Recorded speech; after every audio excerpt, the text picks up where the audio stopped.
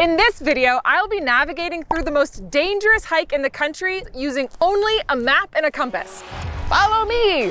No, because this is north. That's clearly a dead end. That's clearly a dead end. I feel confident in this decision. I'm confused. This is my show, gosh darn. I am standing on the edge of Canyonlands National Park at the maze. The reason that the maze is considered so dangerous is that it's really hard to navigate. It's made up of these series of canyons that dead end and wind and turn, and they just go on for miles. Not only is it really hard to navigate these canyons, but it's also really hard to get here. Our whole crew had to take a 2-hour jet boat from Moab. We had a 1,000-foot climb in less than a mile. We had to carry all of our water in and then hike pretty far before getting here to where we're starting at Chimney Rock. The first thing that we have to do is descend down into the maze, which is a gnarly climb down. So I will see you all when we get to the bottom.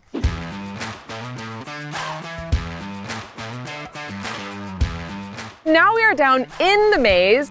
We scrambled down from Chimney Rock and spent the night here at this campsite. This is where the hard part starts.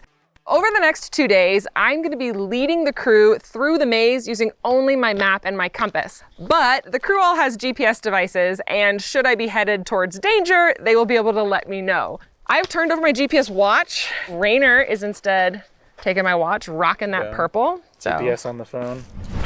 Today, I will be navigating us to the harvest scene, which is a series of pictographs that are over 3,000 years old. And then tomorrow, I'll be navigating us back out of the maze and then to end at Chimney Rock where we started. Let's do it. So first thing we're doing is orienting our map north and south. And the next thing I'm gonna do is take my bearing. So this is where we camped last night. And then the next big landmark that we have on this map is this turnoff for another trail called the Plug Trail. And I'm lining up the compass with where we are right now with the intersection of the Plug Trail. Cool. Yay! Let's go hiking. Let's go hiking. Who am I? A kids show host? Wow, this is so cool. I cannot believe I'm finally here. Wow, this is epic. You can really see just how complex this system of canyons is. Cairn! Oh, that's nice. Lizard! I think this little path here is our trail. There might be a better way down over there. She's taking her wrong. Oh, wait. Okay, hold on. So I'm looking at my map now, and I don't know how far we've gone from camp, but we definitely haven't gone 1.5 miles.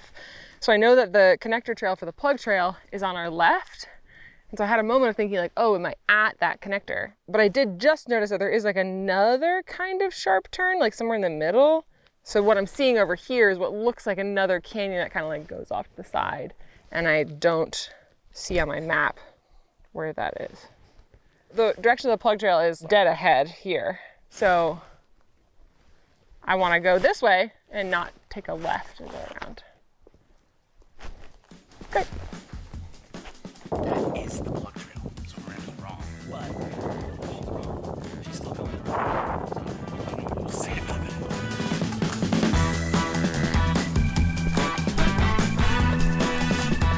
Yeah. Okay, yeah, we're good. Okay. I wasn't sure for a second, but just picked up this small footpath. I'm pretty sure we're going the right way now. I'm gonna go out on a limb. Will you tell me if I'm right? Was that the Plug Trail intersection? Yes? Yeah. Yes! Woo! Okay, all right, great. So what you did is you kind of like, that part where you weren't sure to take the trail, of like the wash. Okay.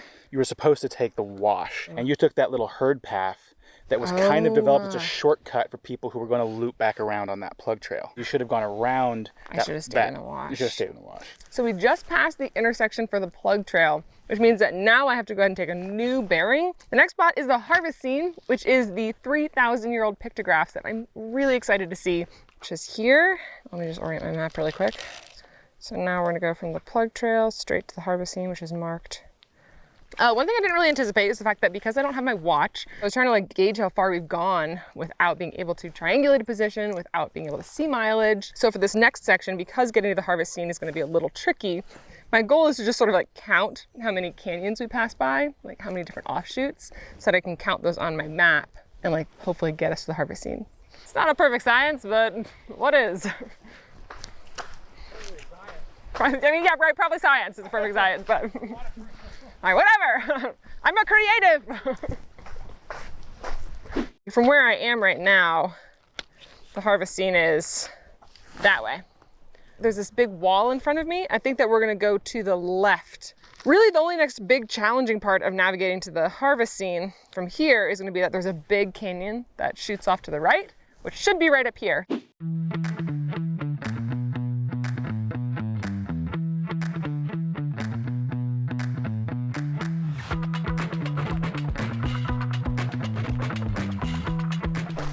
Oh my gosh!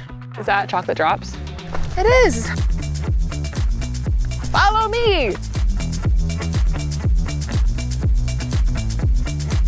So I'm like a little concerned. Ow! I'm worried I passed it. Oh gosh. No, because this is north. But that's definitely the direction we're going.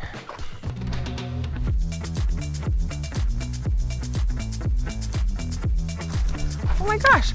Oh! Whoa! Here it is. The pictographs of the harvest scene. Yay! This is amazing. I started to panic a little, thinking I'd passed it. These pictographs were carved by the archaic people more than 3,000 years ago. Okay, we're gonna go see the other group of pictographs that are down. I love them. See that? I wonder if people like lived down here in the canyons or if they came down here. Like, was this like a common hangout spot? Or was it like rarely visited, frequently visited, you know? These might be my favorite ones. I said these are 3,000 years old, but I think archaeologists say that they are at least 3,000 years old. They could be as old as 8,000 years old, which is like mind-boggling. You can see how they've like created the forms and the figures like using lines, using the hatching. One cool thing to think about, I think, with this is these are so old that likely the geography has changed here in the time that since they were painted. It's very possible that the ground was up a lot higher. So the harvest scene behind me is where I've been navigating to all morning. The next thing that we have to navigate to is to find some water. So here in the maze, water is a very scarce resource. So I'm gonna navigate us to a spot on my map where I'm pretty sure that there should be some pools, but if there isn't any water there, then I'm gonna navigate us onto a perennial spring. Once we find water, then we'll be able to find a spot to camp, but gotta find water first.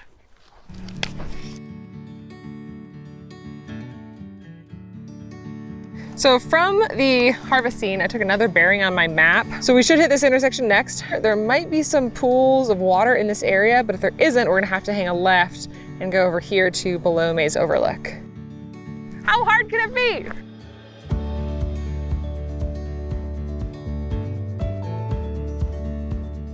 You know, it's funny, like map and compass was one of the first skills I ever learned. And I've like done refreshers over the years, but it's just so true that if you don't practice it, you forget it.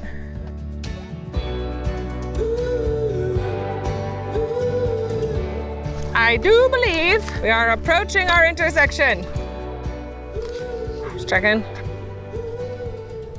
Oh, wait. Oh, wait. Okay, hold on. I know where we are. Do you know where we are? There's a cairn right there, so we're gonna follow the trail a little bit, and we'll just see if there's an actual intersection. If there's an actual intersection, I'll feel better.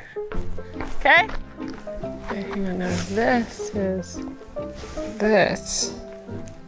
So we have to go that way. Okay, think I got it. I think we have to go a little further.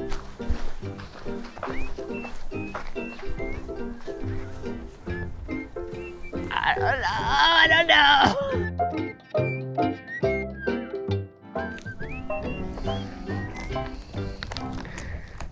I think it's this. This is weird because I feel like mean. You know, I feel like, okay, here I am like, crumbs. Figure it out. When did we leave the harvest scene? 20 minutes ago? What if I told you it was 20 years ago? No, I don't think we're there yet. I don't think we're at the intersection yet. We're gonna keep going. I feel confident in this decision. It would be a more obvious intersection. It would be like a clear intersection, I think. So this should now, oh, no. Okay. It's just really hard to gauge distances. So when somebody says 0.3 of a mile, I'm like, is this 0.3 of a mile? I think this is right. So we're gonna turn. Yep, and then we should hit the main intersection. That was the intersection, wasn't it? God, no! So right now I'm trying to navigate us to this perennial spring that's below the maze overlook. So now from here, this is gonna be a weird bearing. We are at this intersection. Our perennial spring is down there. We've also hit like the hottest part of the day and I am tired and I am hungry, thirsty. Oh no, I'm getting cranky. I guess it's probably best that I got lost. Hot, hot, hot. So I think it's gonna be like in here. Oh, I see water. Oh my gosh. Oh, and it's like colder here. Oh my God. Well, my mood just completely changed. Wow, y'all, we can filter this. So these small pools of water that are in the wash are what remains of the perennial spring here at Below Maze Overlook. This whole area of the maze is considered really fragile because it's one of the only areas that consistently has water. So we're gonna hang out, we're gonna filter some water. I think this is a good spot to hang out. It's a little grimy, but it's water. I've been hanging out here at this perennial spring, or at least what's left of it, for a little while. I filtered as much water as I can carry. This day started out pretty easy. I think that navigating to that first point where I took my bearing felt pretty simple. Navigating to the harvest scene was really awesome because I had a really clear, like definitive, I got here moment. Definitely navigating to water during the hottest part of the day was a little bit more stressful than I expected. It's funny, it's like I just, living in the Pacific Northwest, I take water for granted so much, but here in the maze, water is like such a commodity. The next step is camp.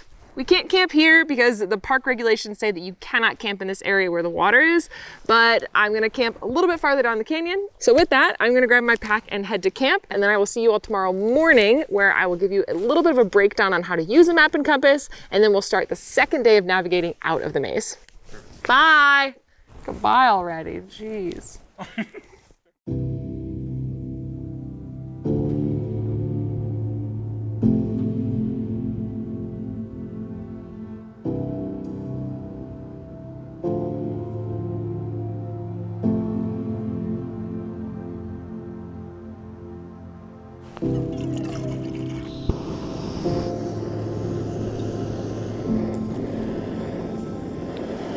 So last night we ended up getting into camp around, I think like 7 or so, and finding this site, which is right below the chocolate drops. It was really, really windy last night, but definitely getting to sleep at this awesome camp and wake up in the morning and be like right under the chocolate drops has been really awesome. Yesterday I promised you I would give you a how-to on using a map and compass, and I will do that this morning. I'm just gonna eat my breakfast first. Oh, it's just straight soup. Porque map and compass. I'm talking about how to use it. The most important thing to know about a map and compass is how to orient the map and then how to take a bearing. There's something called declination on your compass. So depending on where you are in the world, true north is going to be slightly different than what it says on a compass. So declination is the adjustment that you make on your compass depending on where you are on the globe. Declination is something that you can either find on your maps generally, or you can just find it online. So I just found the declination before we came here and adjusted that on my compass. Great. So step 1 is orient your map. So we're finding north, or we're turning the dial so that north is lined up with the direction of travel. Lining north up on my map by aligning the edge of my compass with the north-south lines on the map. And then from here, holding the map and the compass together, rotating them until the red arrow is in the shed. So you may have heard me say this yesterday, like red in the shed. So you can see underneath is that little red outline. I'm trying to line the arrow up with that. Once that's lined up properly, boom. Now I know that my map is oriented correctly. Whole foot's asleep. Step 2, taking a bearing. You're basically like finding a direction with your compass to head towards, and that is, and like as the crow flies direction versus like following the trail. So that no matter where you are, you always know where, like in what direction to head to your destination. I'm gonna leave my map oriented correctly. I'll take my compass, and using this little red direction of travel arrow, I'm lining the edge of the compass with where I am right now at camp, with where I'm headed today on top of Pete's Mesa. Important to make sure that the compass is not upside down. This like little red arrow down here. This is the direction of travel. Now I'm gonna turn this dial until those lines on the base plate are lined up north-south, like that. And now we have our bearing, and that is the direction that we're headed today. Here we go! Woo! This way. Oh God. Oh, sunshine, baby. I feel like it's gonna be really warm today. Wow, look at that arch there, that little cave. Come on, everybody. I know where we're going. Let's get out of the maze. What the heck? I'm confused. What's the best way to go? You have to figure it out.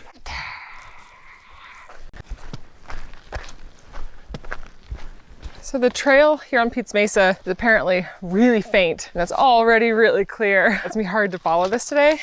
There's a big canyon that goes right, and then there's this other tiny canyon that goes kind of right in the middle, and that's the one we want. So I just wanna make sure that we take that and we don't like shoot off one of these other ones, because that would suck. All right, cool.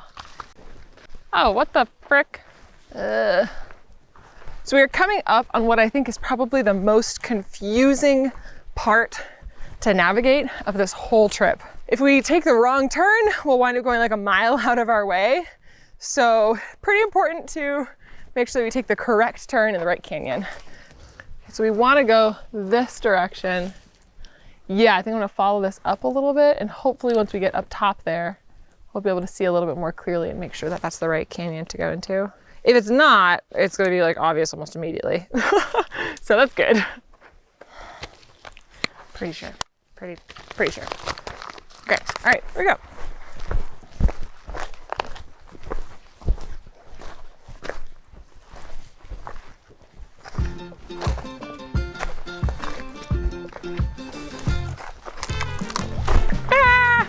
Once I can see that canyon, I'll be able to tell you if this is right. Well, we're definitely off trail. That looks like not the way.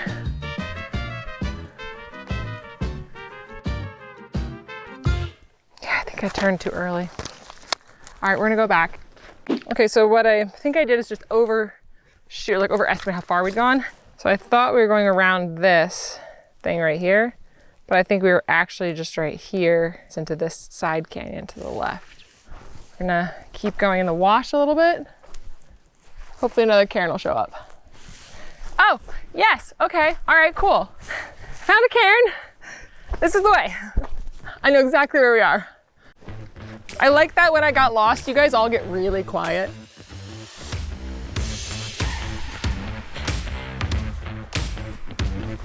There's a lizard sunning itself on a rock in front of us.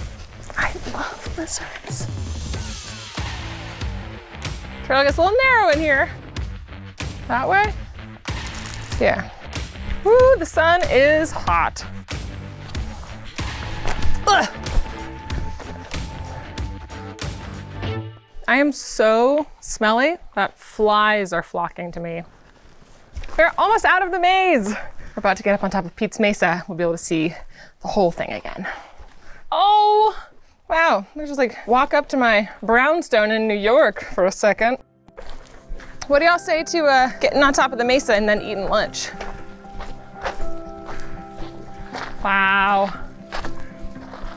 And we still got a little bit to go. Ah, that way.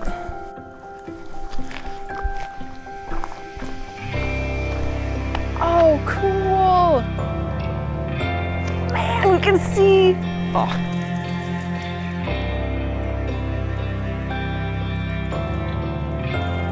There they are, the chocolate drops. It's where we camped.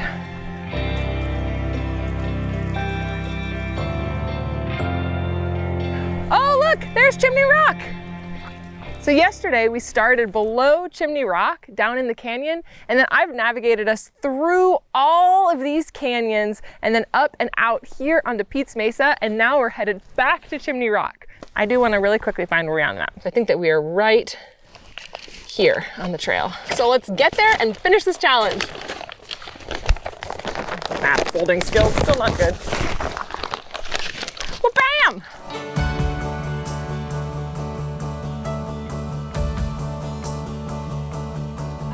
The La Salle Mountains! This is so neat. I don't even need the compass anymore. We're so close.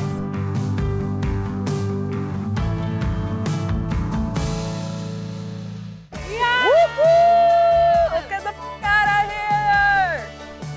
Come on, kids! Woo-woo!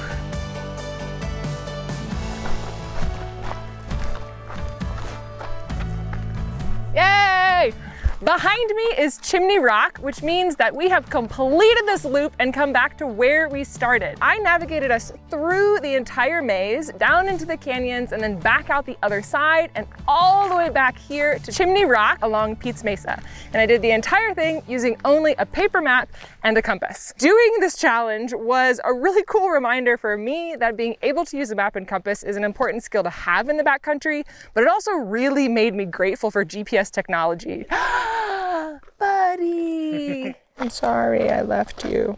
With that, this navigation challenge is complete. I am very grateful to have my watch back. And if you like this video, hit the like button, subscribe to the channel, and I will see you all in the wild. Bye, y'all. Map's got nothing on me. I don't want to leave.